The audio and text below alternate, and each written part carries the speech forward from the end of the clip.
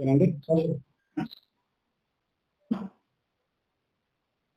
ఈరోజు రాష్ట్ర కాంగ్రెస్ అధ్యక్షురాలు శ్రీమతి షర్మిలారెడ్డి గారి పిలుపు మేరకు రాష్ట్ర కాంగ్రెస్ పార్టీ అధికార ప్రతినిధిగా ఏదైతే నిన్న గౌరవ ముఖ్యమంత్రి గారు శ్రీవారి ప్రసాదం విషయంలో చేసినటువంటి ఒక కామెంట్స్కి సంబంధించి హిందూ మనోభావాలకు సంబంధించినటువంటి విషయంలో కాంగ్రెస్ పార్టీ అధ్యక్షురాలిగా శ్రీమతి షర్మిలారెడ్డి గారు వెంటనే స్పందించి ఈరోజు ఉదయం ట్వీట్ చేయడం జరిగింది. దానికి సంబంధించినటువంటి ఏదైతే మేడం గారు స్పందించారో దానికి కొనసాగింపుగా ఈ యొక్క ప్రెస్ మీట్ ఈరోజు నెల్లూరులో నిర్వహించడం జరుగుతుంది. తిరుమల తిరుపతి దేవస్థానం అనేది ఈ యొక్క రాష్ట్రానికి పరిమితమైనటువంటి ధార్మిక సంస్థ కాదు. దాని యొక్క భక్తులు యావత్ హిందూ ప్రపంచంలో ఎక్కడున్నా కూడా ఆ యొక్క ఆధ్యాత్మిక కేంద్రానికి రావడం జరుగుతుంది. దాని మనం ఎవరికి కూడా తెలపాల్సినటువంటి అవసరం లేనిది. అయితే ఈ తిరుమల తిరుపతి దేవస్థానాన్ని రాజకీయాలకు వేదికగా మార్చుకోవడం అనేది గత ప్రభుత్వం కావచ్చు, ఇప్పుడున్నటువంటి తెలుగుదేశం ప్రభుత్వం కావచ్చు కొనసాగుతూ ఉన్నారు. ఎందుకు చెప్తున్నానంటే గతంలో తెలుగుదేశం ప్రభుత్వం ఉన్నప్పుడు పింక్ డైమండ్ ఒక వివాదం లేపడం జరిగింది. దానికి రాజకీయ అంశంగా ఎన్నికలకి వాడుకొని లబ్ధి పొందడం జరిగింది. ఈరోజు తిరిగి మళ్ళీ అధికారంలోకి వచ్చినటువంటి తెలుగుదేశం ప్రభుత్వం తిరిగి వైసీపీ జరిగినటువంటి వాటి మీద వాళ్ళు మాట్లాడడం జరిగింది. గతంలో ఎన్నికల ప్రచారంలో భాగంగా పవన్ కళ్యాణ్ గారు ఒక స్టేట్మెంట్ ఇచ్చారు.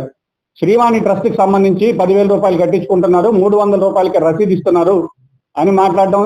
ఈ యొక్క ఏదైతే వెంకటేశ్వర స్వామి యొక్క వివాదం ఎన్నికల అంశంగా అప్పుడు వాళ్ళు ఎన్నికలకు వెళ్ళారు. అదేవిధంగా ఇరు పార్టీలు కూడా దాని రాజకీయ అంశాన్ని వాడుకోవడం అనేది ఈ రాష్ట్రంలో దురదృష్టకరమైనటువంటి పరిణామం.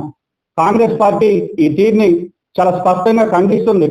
ఈరోజు ఎందుకు చెప్తున్నామంటే ప్రసాదాల విషయంలో జంతువుల యొక్క యానిమల్ ఫ్యాట్ ఏదైతే జంతువుల యొక్క అవశేషాల నుంచి వచ్చేటటువంటి కొవ్వు పదార్థాలని వాడి ప్రసాద లడ్డూలు తయారు చేస్తున్నారు, గత ప్రభుత్వం చేయడం జరిగింది అనేటటువంటి ఒక ఆరోపణ చంద్రబాబు గారు చేసినప్పుడు ముఖ్యమంత్రి స్థానంలో ఈరోజు తిరుమల పవిత్రతను కాపాడుతున్నటువంటి వ్యక్తి ఒక ఆరోపణ చేశాడు. దాని మీద స్టేట్ విజిలెన్స్ ఎంక్వైరీ కావచ్చు, తిరుమల తిరుపతి విజిలెన్స్ డిపార్ట్మెంట్ కావచ్చు.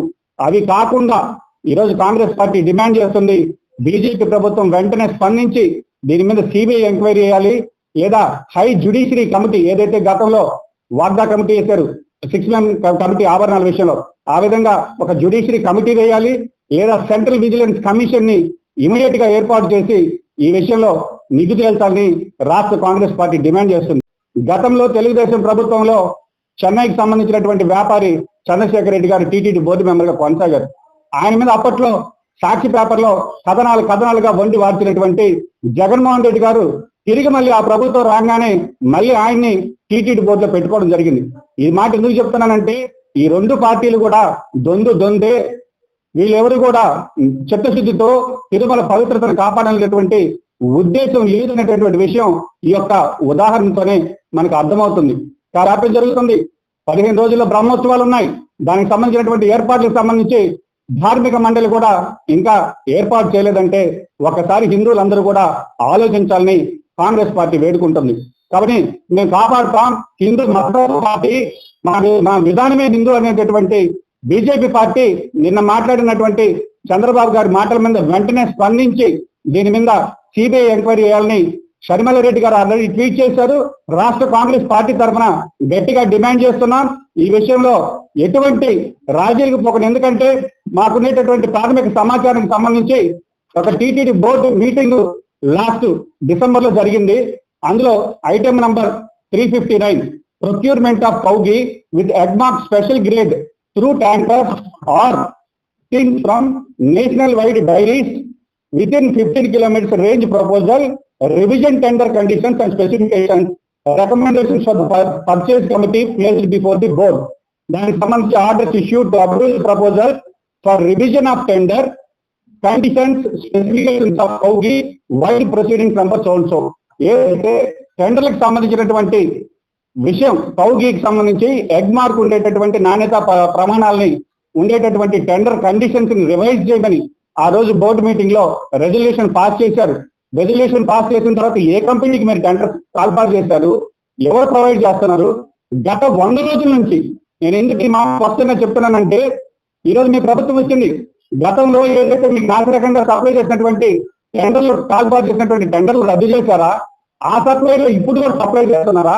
అప్పుడు ఇప్పుడు మీరు ఎందుకు వాడుతున్నారా లేదా అనేటటువంటి విషయం మీద హిందువులకు కావచ్చు, సిటీ వారి భక్తులకు కావచ్చు, స్పష్టంగా దేవాదాయ శాఖ మంత్రి వెంటనే స్పందించాలి.